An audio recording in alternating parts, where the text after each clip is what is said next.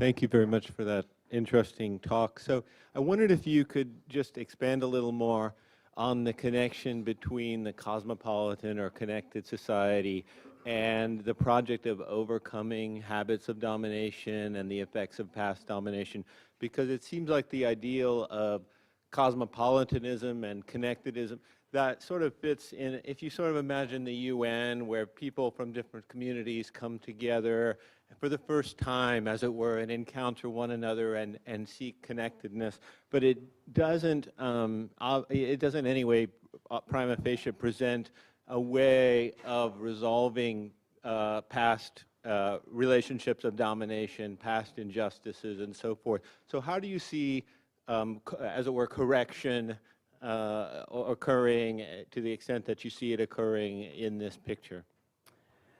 Thank you for your question. So in the conversations about the events in Ferguson, there's been one strain of thought which has said something along the line, well, let me back up, make this more specific. So the economist Glenn Loury has written a piece for Boston Review, which will come out in a couple of months, where he expresses some frustration with the way things have unfolded in the context of Ferguson, in that, from his point of view, more or less nothing sort of constructive has been done, right? That there hasn't been the development of a policy agenda that could articulate the next steps in work towards racial equality. And so I was asked to respond to that, and my response to it was, and I should say to you, as part of his comment, Loury sort of made a sort of dismissive comment about Al Sharpton. So my response was, Al Sharpton, it's not, I've never carried any sort of brief for Al Sharpton or anything like that, but I was saying, actually, no, I think I'm going to have to stand up for Sharpton at this moment, because I think what his network is doing, we were talking about this a little bit at work at dinner last night, is shining a spotlight on the experience of domination, right? And so it's true, I think, that a sort of full policy agenda in relationship to the problem of domination has not been articulated. But we first have to actually begin by understanding and seeing domination as such, as opposed to sort of looking for inclusion and exclusion. So I think the first step is simply to make domination visible. And let me just give you one other small example of a way in which, again, it's sort of one of those funny moments where you feel like something's coming to visibility that hadn't been visible before. I don't know if you picked up the story about Bill de Blasio having to apologize to the New York police.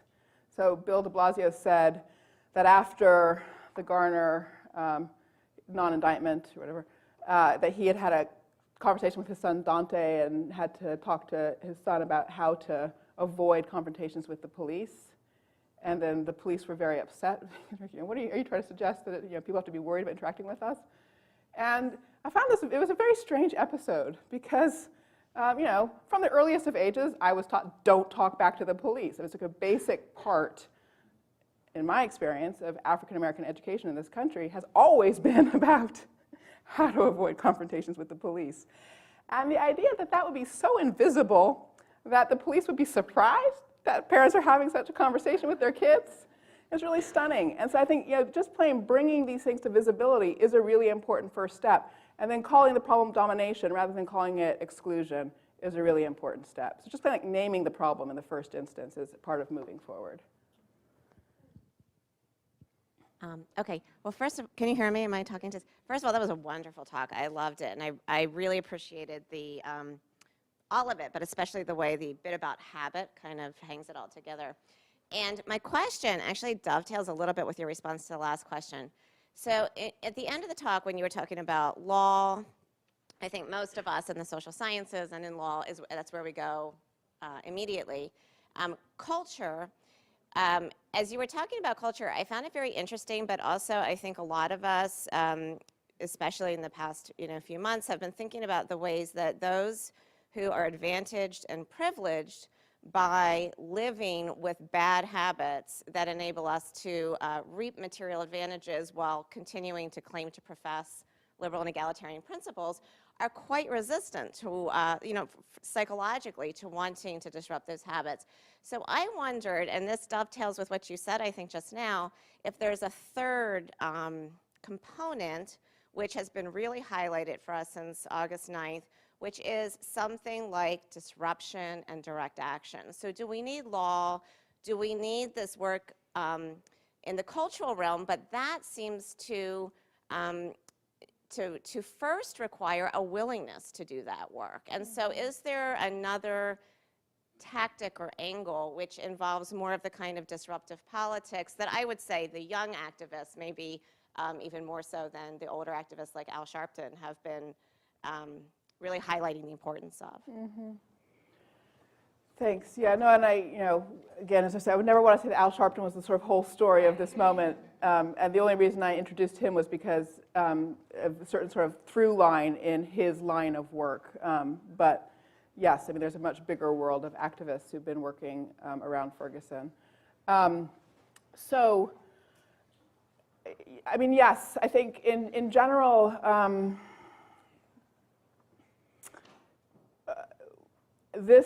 I think that value. Well, let me back up. Okay, let me invoke the Declaration of Independence. Okay. So the Declaration of Independence is a fascinating document, and I would encourage everybody to go read it. Honestly, I feel like if it ever just went and read that, that would already put us in a better place. And it's only 1,337 words, so no excuses. It's not long. I find that most people have never read the whole thing, certainly in my college classes, at best half of my students have ever read the whole thing before I ask them to read it. So anyway, a little proselytizing. Why am I bringing it up? Okay. The reason is because I think the answer to your question is that yes, activism is a good and valuable thing, and it's also actually a part of the traditions of this country from the very beginning. And not only is it part of the traditions of the country, but it's theorized in the just sort of core fabric of the country. And so to think of it, that's the only place where I would disagree is to sort of describe it as disruption as opposed to a matter of the core traditions of the country, or to be activists. And the way it's expressed in the Declaration of Independence is in the very famous second sentence of the Declaration, which is much longer than anybody usually realizes. And so now I'm going to impose on you by more or less reciting with some mess ups the whole thing. Okay, so but just listen to the whole thing. So we hold these truths to be self-evident, that all men are created equal, that they are endowed by their Creator with certain unalienable rights, that among these are life, liberty, and the pursuit of happiness, that to secure these rights, governments are instituted among men deriving their legitimacy, that's not the right word, deriving their legitimacy from the consent of the governed, deriving their just powers from the consent of the governed, and that whenever governments become destructive of these ends, it is the right of the people to alter and abolish them, and to institute new government according to such principle, or on the foundation of such principle and according to such form as shall seem to them most likely to affect their safety and happiness. That's the second sentence of the Declaration. It is a theory of revolution. Okay, but it's not just a theory of revolution, it's also a theory of reform. It's the right of the people to alter or abolish. Okay? So the point of saying all that is simply that, that sentence about self-evident truths doesn't stop with individual rights, life, liberty, and pursuit of happiness. It moves from the invocation of those rights to the idea that we have a collective responsibility to build a world that we collectively judge will secure our safety and happiness. And the method it proposes for achieving that is for the people to make decisions about when they need to alter the forms of government. Okay, and you don't get to think about abolishing until you've tried really hard to alter. Okay? And so that project of alteration is a project of activism. So that's the sense in which it's, it is what it means to be part of a democratic society. And I think it's actually a responsibility to take on the job of working to change. I understand that you're asking me a different point about the value of disruptiveness as such. And I guess the reason I'm sort of not directly answering that is because, I think democratic politics is contentious. And so I sort of feel like I'm not sure that one needs to say anything about disruption as such, because it's not democratic politics if it's not at some level contentious. Okay. I really liked what you said about us having a misconception about egalitarian and what's actually going on, and that explains a lot of what I've been seeing on my Facebook newsfeed recently, so I appreciate that. I have a maybe it's a chicken and the egg situation that I'm curious your thoughts on. I'm not sure how we can get people to want to work for non-domination if they don't have those bonding ties, if they don't have relationships with people who are experiencing oppression. So do you have any sense of, I don't know, of what comes first, or of how we get those bridging ties? Can we get people to have bonding ties, to be teaching each other's kids in Sunday school, to be seeing each other at that level, at that relational level, to then want them to change things? Or do we have to change things sort of strong-armed in order to get people interacting with each other and, knowing each other's kids? I think it's both things at once. I mean, this is partly an answer to Clarissa's question as well. It's both things at once. So, I mean, again, I think anybody who's part of an institution at any level can be helping to make that institution a place that does better at maximizing bridging ties. And my personal argument would be that there's a strong moral responsibility right now for doing that. At the same time, there will always be places where people, the motivation isn't there yet to change. And yes, I think motivating people to change does require more active, disruptive effort. And let me put this point another way, which is there's a kind of big argument in the historiography over the Civil War over whether or not the story of emancipation is a story about more or less Lincoln's action or a story of the action of African Americans. And as I understand, actually Ivor will have to tell me if I'm wrong here, as I understand the consensus, so I'm thinking of a book like Stephanie McCurry's Confederate Reckoning, the consensus is developing that. So as the Civil War started, we know where the beginning of the Civil War was, sort of issue of secession. Then it was the fact of slaves leaving plantations, joining themselves up with Union armies, families as well as men, requiring protection and posing a legal problem, namely, what was the North supposed to do with what was, in effect, confiscated property, that provoked the legal thinking that led to the Emancipation Proclamation. In other words, it is the case that slaves pushed the project of emancipation. And that's an important thing sort of to recognize when one thinks about the story we tell about this country, like how did we move from that first pattern of domination with slavery sort of to the present. It's not the case that we move simply because people of goodwill inside of institutions decided to change. It is the case that the people who were worst off took matters into their own hands, which is also true in the civil rights movement. And so, yes, people of goodwill should absolutely be working to help us build a world that we will all want to live in 2042, or next year for that matter. But it also is the case that those who are worst off need to, fight for it. Hi, great talk. I was wondering if I could get you to say a little bit more about the. Sorry, maybe I should add one more little thing, which is that the more people of goodwill are doing the work, the less people need to fight for it, and that would be a good thing too. Sorry.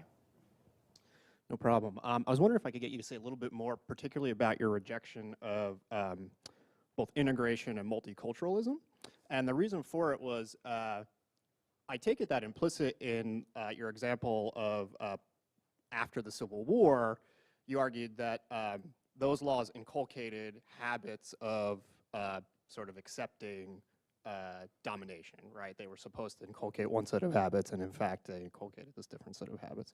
So what I take it the people that are arguing for integration and multiculturalism are doing is they're presenting new alternatives or different kinds of laws to inculcate better kinds of habits. So it just seems like it's very much just a part of the story that's going to, inculcate the better habits, get the better culture, and so that's what they're doing. So I was curious why sort of to throw those two things out, right, as opposed to just sort of work them in or hold them up as like the you know, sort of, I don't know if you want to think of it as a top-down or the start of the process or something like that. Right.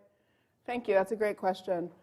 So one of the things that I do, I suppose, when I am working on this relationship between ideals and social realities is to try to understand what do our ideals, what work on our imaginations do our ideals do?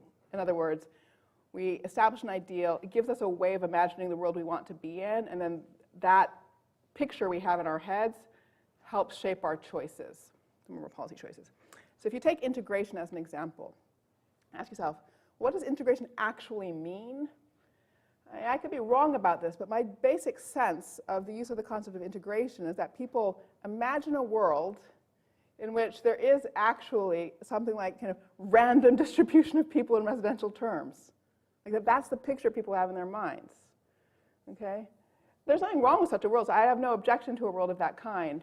But it seems to me not to capture the nature of social reality and the ways in which people do form groups and families and communities and things like that. And so it seems to me far more likely that, as I said, it's hard to imagine a world in which there wouldn't be social lumpiness. And I'll just say it like very baldly. As long as we care about endogamy, which is to say marriage inside one's own ethnic or religious group, there will be social lumpiness. If you actually want that totally random picture, that means nobody can care who they marry in religious or ethnic terms. You know, this society is not ready for that idea. Okay? And maybe that's what we should be talking about, because like that is actually like the deep issue. Okay? But anyway, whatever. Okay? Lumpy society. Odds are we're going to have one. So the question is, how, given social grouping and social clumping, do you have egalitarian social and political structures? How do you not let that social lumpiness constantly return to structures of hierarchy and advantage and disadvantage? And so that's where the argument about a connected society is a very different argument, because it focuses on the kinds of ties that would work against the anti-egalitarian effects of social lumpiness. And you don't get that concept from the integration concept or the multiculturalism concept. Hi, thanks for a great talk. I have a question about your notions about education and miseducation that you were discussing earlier, where it seemed, and what you were saying, I think, is that there's this liberal notion of egalitarianism and people's everyday lives. We're taught constantly that we live in a society of equality, but in fact, we're actually living in a society built on patterns of domination. And you seem to be suggesting that if we can, people have been miseducated, and if we can educate them to see those patterns of domination, they will want to eliminate them. And I guess I'm wondering whether that's the issue. I'm wondering whether there aren't lots of people who are fully aware that they live in a society of domination and are thrilled about it because they're the ones doing the dominating.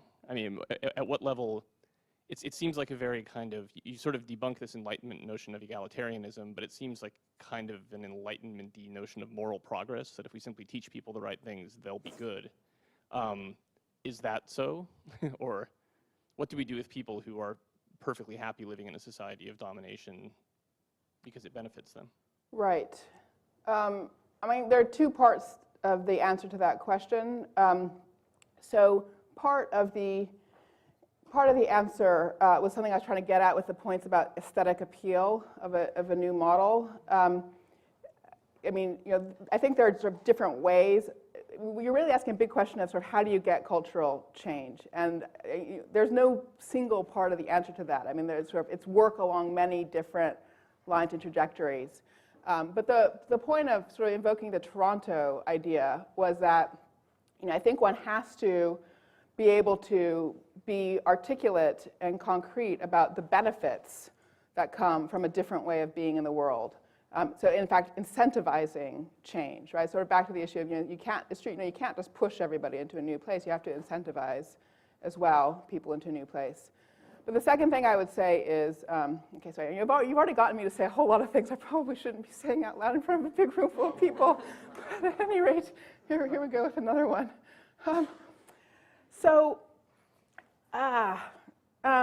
I mean, I think one of the things, we were talking, Douglas and I were talking about this in our interview, and I feel premature in saying this, because it's something I'm trying to think about, trying to read more about and write about, and I'm not there yet, but I'm going to, so with lots of caveats, to say if you could think with me about this topic, I would appreciate it. You know, it's not the case that we're just having an argument about, you know, whether there is or isn't domination and then what we should do about it, right? We have another argument, which is about sort of issues of lawfulness and criminality and things like that, which is also going along on another axis. And these two conversations intersect with each other. And there's a way in which that second conversation, you know, is an obstacle to the conversation that's about domination. And so I think, so that conversation about lawfulness, criminality, that kind of thing, it seems to me that in this country, we have to face up to the consequences of the drug economy. And by drug economy, I don't mean merely the illegal drug economy. I mean also the legal drug economy. And we need to recognize the fact that, I mean, it's incredible how meaningful, how impactful the drug economy, both the illegal and the legal parts, are for this country at this point in time. And I could go through the list of the consequences. I mean, Central America and South America, the instability there, okay, that's a consequence of the drug economy. You know, every college campus knows about the problem with prescription drugs on college campuses. Like, that's a huge problem that comes out of the drug economy. Like, you can go down the list. Like, we have a massive problem. But one of the problems that we have as a result of the drug economy is also this issue of different relationships to the law and to lawfulness. And throw in the underage drinking age, too, while you're at underage drinking and that issue of lawfulness. Okay, and that plagues college campuses. So we no longer have a kind of shared relationship to the law. And again, you know, with regard to the illegal drug economy, there's sort of people who are in it and admit it, and there are people who are in it because they use and they don't admit it, so forth, right? It's just a mess. And so I think unless we can actually deal with that, we're never going to be able to deal with the issues of like lawfulness and criminality and the ways in which those are obstacles to thinking clearly about this other issue of domination and egalitarianism and opportunity. So again, thank you for that talk. It was, and your paper is amazing. So I want to go back to a phrase you have in talking to strangers about imaginative fixations. And part of what I'm struggling with is I think that there are two competing imaginative fixations that make, because of constructions of both self and importance of the construction of other in the construction of the self, and how that informs ideas of home, that make this a challenging project in terms of how we can have political friendships or intimacy. So the first is, because I think, you know, you're right, there's a way in which there's a narrative that, I'll just use the US context, that people want to tell themselves, and there's a lot of evidence of that, you know, in the US we believe in equality. So there's a lot of people, and that's progress, right? Because there are a lot of people who didn't believe in that, you know, right. So that's good. Right. But at the same time, we also have a deep belief in self-determination as sort of part of sort of national discourse, right? And I think individual self-determination. And so I think the tension there is, you know, how do you, because these don't always work together, obviously, in relation to individual self-determination and equality. And the stories, and this might be more of a psychoanalytic framework, the stories that people need to tell themselves to still shore up their sense of self, that they're people who believe in both of these things, and that to counter the, to really tell the stories that would acknowledge their privilege or acknowledge the ways in which inequality is functioning, that really harms the sense of self. Right. And as well as their sense of comfort, if they are more comfortable, you know, with their own sort of social groups, they both want to tell a story that they're very comfortable, but also not really tell a story about how they're not comfortable. You often are unwilling to acknowledge that. So I guess my question is, how do you deal with, might be, I think, sort of fundamentally a sort of psychological problem about constructions of self, other, but also a national discursive problem in terms of our shared imaginative fixations, as you put it, in these two things. Thank you. No, that's a great question. So, I mean, lots of different things I could say, but let me just focus on one, which is that, so another one of my, I have my various little, pet causes. One of them is getting everybody to read the Declaration of Independence. But another one is trying to displace this idea that liberty and equality are necessarily in conflict with each other, which is another way of putting the point about, we think we're egalitarians, but then we have this view about self-determination. And I mean, this is an interesting one, because basically, so in the tradition of ancient political philosophy, Greece, Rome, liberty and equality were understood as mutually reinforcing concepts. That you couldn't have, as a citizen, you couldn't have liberty unless you had egalitarian relationships with your fellow citizens, because the point of those egalitarian relations was that everybody would be protected from domination, by each other, as well as then collectively you'd be able to protect yourselves from domination by any kind of external threat. And liberty and equality lived together as mutually reinforcing concepts until the middle of the 19th century. So even at the period of the writing of the Declaration and Constitution and so forth, they were still understood as mutually reinforcing. One has to do a lot of work to explain what it means for them to be mutually reinforcing and which definitions of each concept one's using for that mutual reinforcement. But at any rate, that changed in the middle of the 19th century because of the impact of Marx and then anti-Marxism. And it's that conversation that set up an opposition between liberty and equality. So starting with Marx's argument that to achieve what he was aiming for in economic terms required the invasion of property rights of the bourgeoisie, right, sort of in the language of the Communist Manifesto. And anti-socialist arguments pick that up. And so, for example, at the end of the 19th century, you get a guy named Charles Sumner at Yale, who's a political economist, social Darwinist, who argues that the alternatives are liberty, non-equality, survival of the fittest, or non-liberty, equality, and survival of the unfittest. And that picture fixes, and it also becomes central to the Cold War rhetoric. So that fighting the Cold War was described as the fight of the people who were in favor of liberty against the fight of the people who were in favor of equality.